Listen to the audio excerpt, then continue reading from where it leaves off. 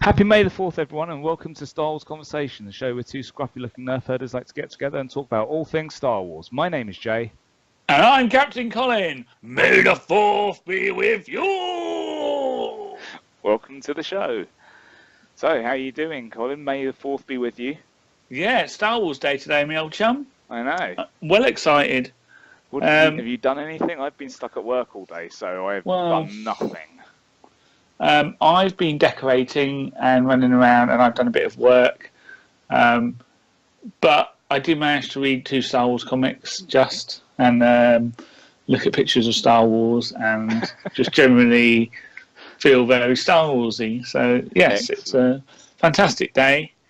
Brilliant. And the new office layout is looking nice. Yes, I am this is my handiwork. It's all good. Lots of lovely nice art. Pictures there. Things to display. All the things I've been collecting at conventions and just been putting in a little folder. So now I've started to get it all out. Excellent. Yay. Yeah, it looks great. Thank you. So, shall we do some news? Yeah. How does it go? News! Yeah. So, the first bit of news, Jay.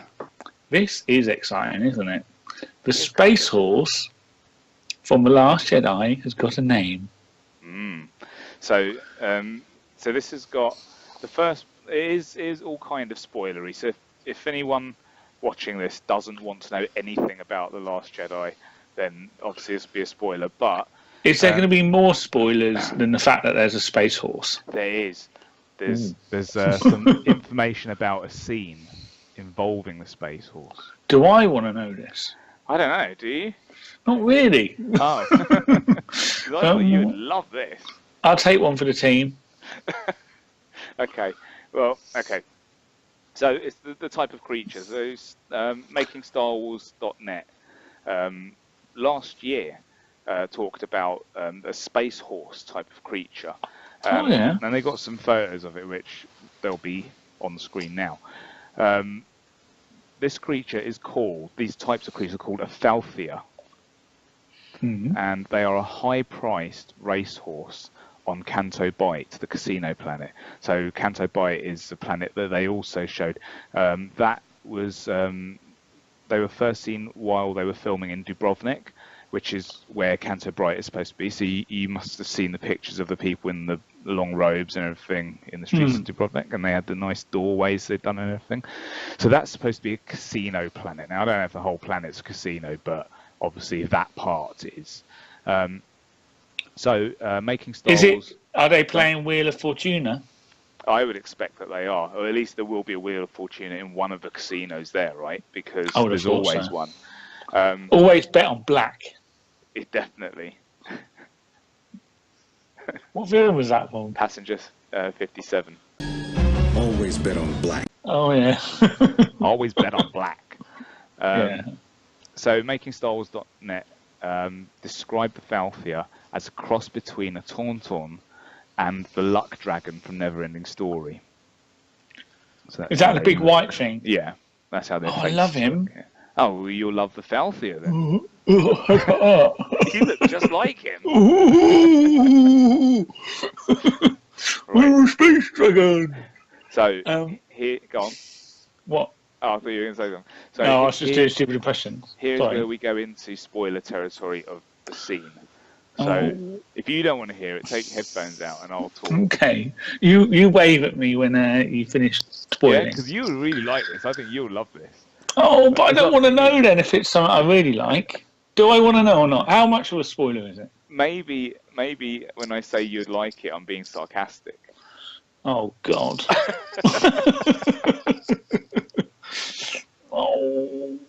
I'm going to listen. Yeah? Just tell me now. Right. Okay, so spoilers, right? So the sequence begins in the stables. Finn and Rose appear to be on the run, chased by men in luxury speeders, and the Star Wars speedos. Yes, and the Star Wars equivalent of tuxedos or formal wear. Finn and Rose duck into the stables, and they're met by an alien that tends to the stables. Inside there are jockeys as well, because someone has to ride the Falfias. Finn fast talks the guy as they steal the Falfia and race away on a stolen steed. They're eventually engaged in a fight with the speeder and the fancy Canto bike guys. After they defeat the guys in the speeder thanks to Rose, they ride up to a coffee shop or cafe and meet their contact as scheduled. And then the description is the coffee shop is like something out of Charlie and the Chocolate Factory. Bright colours and full of space beans that look like candy. The person says it looks like a neon Starbucks, but that doesn't really do it justice. It's bright and sugary. The food inside looks like jelly beans, but that's not supposed to be the intent. It's going to be like coffee beans and stuff. MakingStarWars.net also point out that the person that gave them this information has been very, very liable in the past. So, end of spoiler. I bet that sounded exciting to you, didn't it? Well, I mean, it sounds worse than it probably is. Yeah, It sounds a bit. It sounds lame. It sounds lame. No, it doesn't sound lame. It's like a chase, isn't there? Yeah. It might be like Obi-Wan's chase in Attack of the Clones. Yeah, in Revenge of the Sith. Yeah, it'll probably be a bit more like that. But when they duck into a stable, so like I think of stable with hay and everything, and there's some jockeys. So there's all these like midgets in like bright coloured shirts with diamonds all over them. In my head, that would be cool. That would be lame, dude. That would be cool, especially if they all look like Jawas, like Jawa jockeys. That would be cool, yeah. All right. That would be cool. So they're wearing Jawa robes, but they're brightly coloured, yeah. Yeah. And then the Charlie and the Chocolate Factory coffee shop. I mean, look, but again, that, if you think about Attack of the Clones, when Obi-Wan and Anakin went into that bar, that was quite brightly coloured. I know it was like neon, so it was a dingy bar, but it had like bright neon lights everywhere. It's probably going to be something more like that. But just as it is, to me, it sounded a bit lame. I'm imagining Hogwarts. What? Or not Hogwarts. What's the shop place that they go to? Diagon Alley. Yeah, that where place. they have the shop with the wands. Yeah, yeah. No, and don't someone have like a sweet shop or something? There's like Bertie Bott's. Oh, okay. Every flavour beans. The Harry Potter movies. So. Well, I'm not thinking of movies. I'm thinking of books and my magical imagination. I read like one book. I read the first one, and then I saw the second one, and it was too fat, and I was like, I'm not reading that, dude.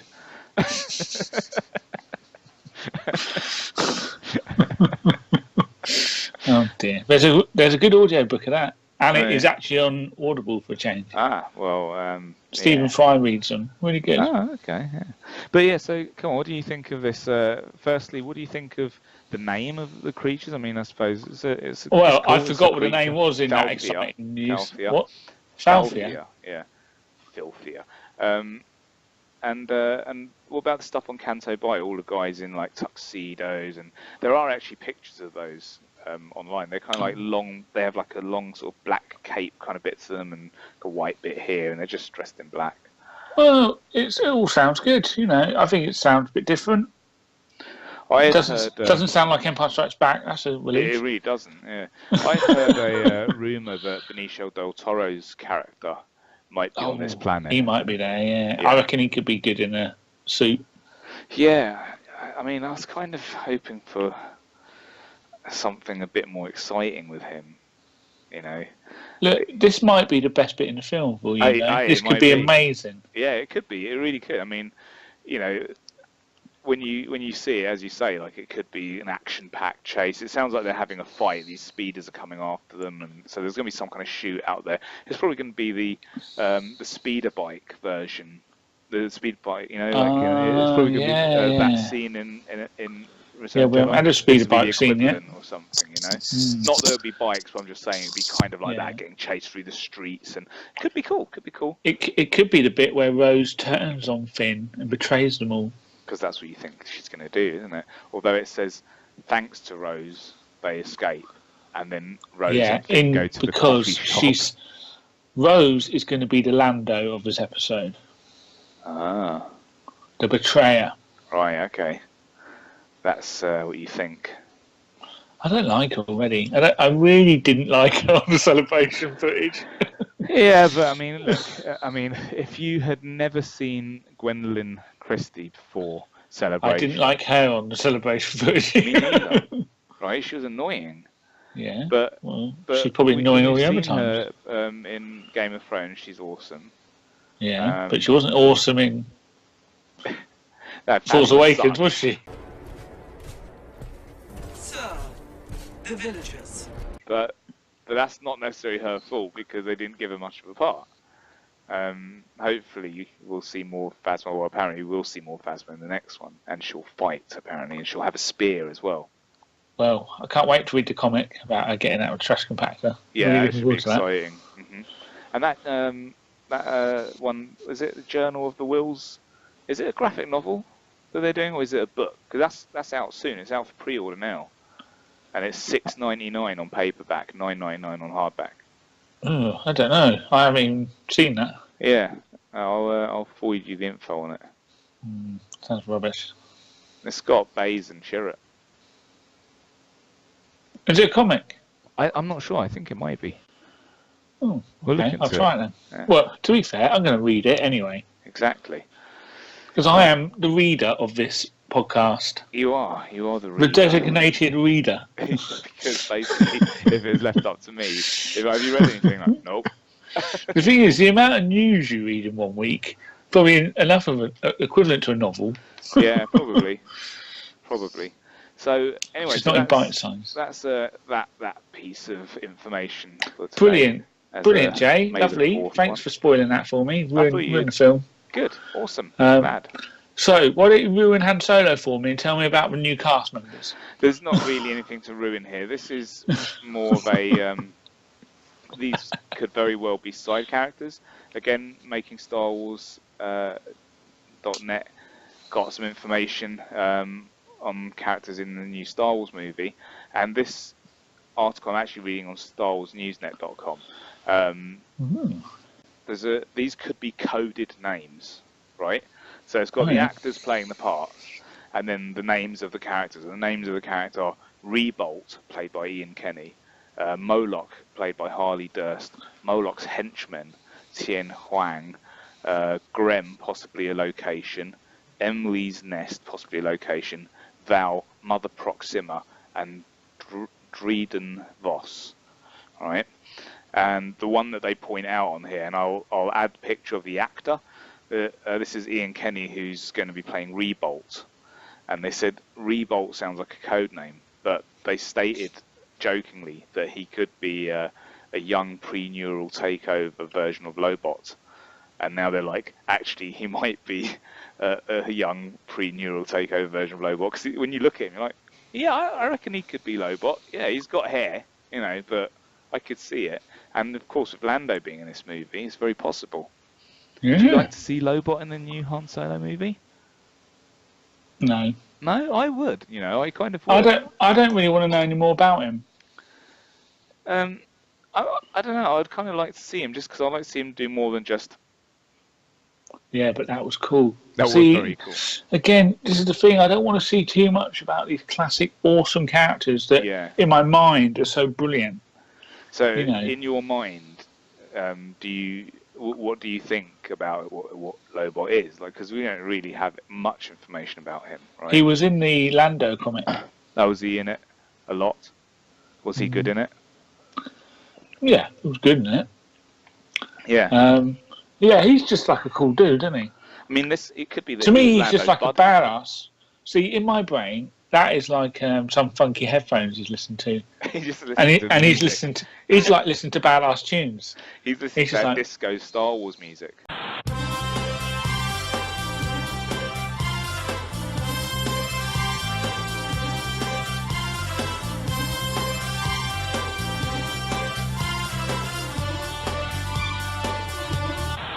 Oh yeah, he loves that, doesn't he? He can dance, that fella. He really can dance. Yeah, but I mean, because he's like the head of security. You can dance. having the time of your life. Wow, if we weren't trying to lose viewers. Anyway, so yeah, I mean, he's like Lando's head of security on Bespin, right? Yes. So, so he's like there. Before, he's like a bouncer, isn't he? That's what he's like. He's like a really cool bouncer. He's like Phil Mitchell. With nice puffy he's sleeves. Like, oi, you slag! Get out of my pub! No? Yeah, maybe. I'd like to listen to Pumping House tunes. Does he speak in the Lando comic? Again, I would like. I can't remember. That I actually have all of the Lando comics. Well, you look it up and let me know, because I can't remember. They're in storage now, dude. All my stuff's in storage, right? That's why I'm in this room. Yeah. I had to add a Stormtrooper helmet to, make it look interesting. One day I'll have a cool room like me. One day I'll have a damn cool room. One day you'll be in this cool room recording with me. That'd be cool. Definitely. Yeah, it will happen. People won't have to watch a Skype video. Skype. Rubbish. But awesome at the same time because it's letting us do this. Right, so anyway, that is all the little bits of news for this week. Well, that was a beautiful thing, Jay. Thank you very much for enlightening us and ruining the new films. Yep, I always try to ruin the new films. I did say that there are spoilers. But I believe that you have some interesting stuff to ruin for us as well. Well, interesting is a bit of a stretch. Okay, I've read 2 comics. Yes, I've got some reviews from Colin's Comic Corner. I've got too many jingles, Jay. Yeah, you really do. You should be. And none of them actually have music. But they don't need music. I think they do. Well, anyone out there like to put some music together for our wonderful jingles? Yes, one of the 9 viewers. We had 22 last week. I was very impressed. That is good. I know, right? But I'm sure we have millions of people listening to us on the Taylor Podcast Networks. No, the Taylor Network podcast. Oh, rubbish. They're all going to stop listening to us for being so rubbish. Right, I'm just finding my notes, Jay. Right, found my notes. Excellent. Do you want the good one or the bad one? Let's start with the bad one. Guess which one that is. The bad one is not the Dr. Aphra one. No. But guess which one it is. Come on. Poe Dameron. No. Haven't read that yet. Star Wars. Yes. Yoda's Secret War. Oh, God. hey, does Yoda get hit in the head with a rock? Well, I'm trying to work out because there's a picture where it looks like he's been stomped on by a rock giant. Awesome. But I don't think he did. So I'll send you the picture and you can tell me. Okay. So let's start with this. So this is issue 30 of Star Wars, the ongoing title. Wow, written by Jason Aaron, art by Salvador LaRocca, and then you've got Edgar Delgado as the colorist, and all the other gang. So this is the 4th part of the Yoda's Secret War story. Feels like it's been going on forever. It certainly does, Jay. But luckily, this seems to be the last part of the storyline. You must be happy. So, I am happy. So shall I just give you a little reminder of what's going on? Sure. Luke is stranded in his X-Wing when R2-D2 goes on a solo mission to rescue C-3PO. Now, that's the story I would have preferred him just to carry on with. But then they decided to stop that story and do this story instead. Which has got the whole Rebels filler. I mean, it doesn't... I mean, look, Jason Aaron is a really, really good comic writer. I love most of his comics. I love most of the other issues of this Star Wars book. This story just does my head in. Anyway, it just seems... Oh, and there's no point. £5 for a comic book. I know, it's a waste. Yeah, it must suck. It is. It just drags out. 4 issues is way too long for the story. The Rebel pilot has only the old journals of Ben Kenobi to turn to, and has been reading tales from the earlier days of Master Yoda. So basically, Yoda felt a calling in the Force and follows it to a planet inhabited by only child warriors embroiled in a tribal conflict. Banished to the depths of a mountain, Yoda, along with the exiled child Garrow, discovers that the mountain is alive, the last of a race of enormous stone beings. Soon, Garrow betrays Yoda to earn the respect of his tribe. Compelled to investigate, Luke flies to the planet where he finds Garrow, dead set on finishing the fight. So basically, the cliffhanger was he stopped reading the book, he flew to the planet, found the old geek, found this child who was Yoda's master, and he's now old, and he was going to beat him up. And then these more rock giants turn up, and it's just a load of guff. Basically, the story is, the moral of the story is, you have to be humble to then become powerful. So Yoda humbled himself, and then by that he became more powerful. And and I'm not getting into a story because it's really boring. But basically, it flashes back and forth between Luke and this old Garrow having a bit of a fisticuffs, and this stone monster, and then Yoda and the kids having a fisticuff, and Yoda using the Force and whacking them all back and whacking back the big loads of giants. And spoilers, it turns out that the giants won. All the kids and that learnt a lesson, got back with their parents, and then all buggered off the planet and found better lives because basically Yoda opened their eyes to all the other things in the world. And this Garrow bloke's just a bit bitter, and then he became one with the stones, and rubbish. That sounds really, really utterly lame. And just a waste of my 4 issues worth of comics and time and money. For people to buy on paper, like a waste of trees. Yeah. You know, what the hell? And at the end, there's a page where it just shows Yoda on Dagobah, obviously back because this is set between Star Wars and Empire Strikes Back.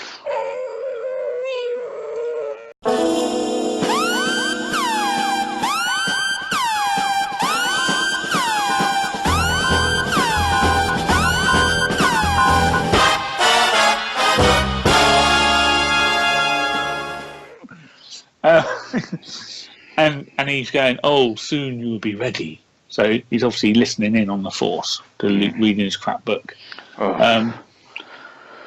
So just a massive, massive waste of time. But I don't really want to be harsh because I really, really like the art and I really, really like the writer. Well, you know, it's just a boring story. It's okay to be harsh though, because as you said before, you've liked all the other stuff, right? And you know, if fans aren't liking something, because the Star Wars Story Group apparently do listen to what fans have to say, and you know, if fans aren't liking something, they should say so, and we won't get that crap again. So the other thing that's really cheesing me off with this whole approach to the new Star Wars and the way that these Star Wars writers are writing things is this really unsubtle way of trying to get a point across, because obviously and they do it across all the mediums and all the different things that they're doing. It's the same story. It's like in this comic they've got a different type of Force user, right? In Dr. Aphra they've got other types of Force users. In Rebels, they've got other types of Force users. In Rogue One, they've got other types of Force users. The Last Jedi is about creating a new set of Force. It's just, stop smacking me around the face with your unsubtleness, Pablo. Do you know what I mean? I don't think it's Pablo. Well, he's not even the head of the story. I don't care. He's the one that I know. Pablo, no. Pablo, no. Pablo, no. Hopefully a hell no-do. Anyway, I'm starting to get really, really bored with different types of Force users. Yeah. Really boring. Really, really There's boring. A lot I don't want to see any more of than that. Just that. Yeah, I think they find something and they just overdo it. It's doing me head in. Anyway. Tweet it. I'm bloody Hablo, no. So Dr. Aphra, would you like me to talk about that? Yeah, so this one was good, right? This is good. This is good. Very good. So both. This is also the end of this storyline. This is the end of the Aphra book, or no, this the story. Book okay. 1. Right. So this is book 1, part 6, V1, Okay. 6. Is that 6? 5. Might be 5. 6. Yeah. Dr. Aphra 6. So let me just tell you what's been going on. Rogue archaeologist Shelley Aphra. Now, I didn't know her first name before. Shelley. It's spelt Chelli. Shelley Now, or Shelley. I'm sure I did not know this before, but now it's telling me that, and and her dad calls her it in the actual issue. But that's a bit weird. Shelley Aphra. I don't like it. Anyway, Shelley Aphra. Shelley. I don't think it is. I think it's Shelley. Shelley Aphra is back to retrieving rare artifacts with a pair of homicidal droids and a Wookiee bounty hunter. Aphra's plans are suspended, however, when her estranged father gets her to join his search for the mysterious Ordu Aspectu, which is this weird Jedi offset. Aphra and her father reach the long-lost citadel of the Ordu Aspectu and unleash eternal war. However, when the pair awake, because that knocks them out, it appears the ancient Jedi may not be as friendly as they had hoped. So basically, he is really, really, really, really, really, really old, and he's put his sentience into some robot stuff. And he's saying that when he did that, he didn't mean to do that. He thought he was copying his sentience, but he moved his sentience, and what was left in his body was an evil ghost, and that evil ghost corrupted the rest of the order of whatever they were, and the Jedi, the proper Jedis, were not very happy with what this lot were doing, and were keeping an eye on them, and then they had a big fight, and they wiped each other out. Well, they didn't wipe each other out. The Jedi obviously wiped them out. And so you get a load of backstory, basically. This is the here's what happened episode, but it's still quite good. You also see a bit more of Captain Tolvan, because obviously she's trapped on the same planet, Citadel thing as her. Again, I won't get into the story too much. Won't spoil what happens. Well, I will actually. Go for it. So they have a little fight with the robot things. There's lightsabers involved. Again, Dr. Aphra uses a lightsaber. Oh. So another thing I know you love. People using lightsabers that shouldn't be able to use them. And to be fair, she doesn't really use it that well. She just whacks something off. I don't mind like someone picking one up and cutting or like swinging like around a tauntaun. randomly. But if all of a sudden she's like blocking laser blasts or like fighting against someone who can use lightsabers and holding around, then I don't like it. Children doing that. And yeah, so basically they sort it all out. They smash it all up. They steal the power source thing, and like the whole of the storyline, you're like questioning whether or not whether Aphra is good or bad, or is she really evil, and you're trying to get a bit more about her. And she reconciles with her dad. There's a little bit of thing happens there. They have to try and escape on Tolvin's ship, so they do a deal with her to get off. And I think they're very strongly implying that Aphra is a lesbian. Oh, with who? Brilliant. Well, no, she says something about how Tolvin's not too bad looking or something, even though she's got a big robot neck, grey hair. Maybe she likes robot necks with grey hair. Who doesn't? I mean, she kind of looks like Ivy from Soul Calibur, and everyone likes Ivy from Soul Calibur. I don't. Oh, I do. I don't even know it is. And then so it's setting up for a crossover event aimed on Dr. Aphra, and there's a picture in both of these issues at the end of Luke Skywalker and Dr. Aphra. So a crossover with what? With Star Wars comics. Oh, across all the Star Wars comics, there's going to be a crossover about Dr. Aphra, I think. Okay. So we'll find out where she is or why she's not around anymore. Who knows? I doubt it, because this is an ongoing comic. Oh, yeah, they'll long that out. So, well, it's going to be I reckon it'll be at least 25 issues like Darth Vader was. Right, okay. So, yeah, but great art, good story, a little bit long-winded, some of it. There's a lot of exposition in this issue, but it's still really good. No BT or Triple Zero. Triple Zero. So that was a bit rubbish, because they had the best bits. Yeah. But look, Dr. Aphra's been really good. End of a story, great little story. Get it in trade. Don't bother with the singles. Yeah, you'll probably enjoy it. Yeah. And with skip the trade on this Star Wars story. Yeah, with Dr. Aphra, as this has gone on, because obviously she was in the Darth Vader comics as well, so you kind of got to know her there, and now she's got her own story. As it goes on, are you liking the character more and more? Is she becoming a cooler character, or is it like, because when she was with Vader, she was like a baddie, right? And she was, but she was a likable baddie. She wasn't. Right. She wasn't. She'd never been good. She'd never been on the side of good. And even in this, the twist is she still isn't really good in this.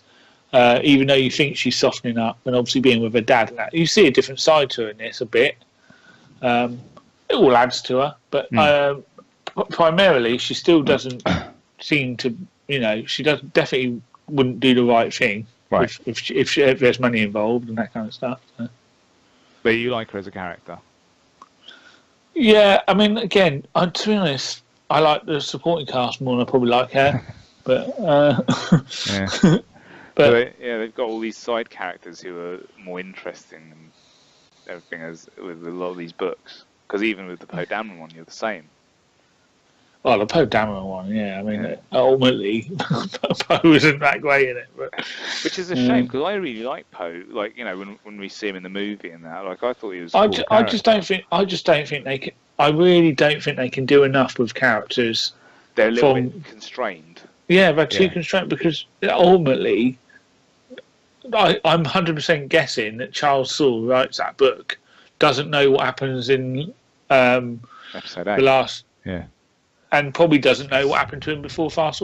He's making it up. And yes, obviously, after our interview with Cullen Bunn, we found out that, they do get a bit of feeding information. They probably would give him an opportunity to write something if he wanted to. But, I mean, I don't feel he's adding to the mythos of Poe Dameron. He's just telling the story, literally, that leads up to Force Awakens and finding what's-his-face. Yeah. Yeah. It is a bit of a shame. We've addressed this before. We have addressed this. Issue, so. I'd much rather the comics not be canon. Yeah, I agree. I mean, I'd like them to try to be canon, but if they slip up, not a problem. just forget that issue. Yeah. Cool. Because I'll be forgetting some of these issues. Oh, well, it sounds like it. It sounds like that Star Wars one's forgotten already. Yeah. But I don't want to be a negative Nelly.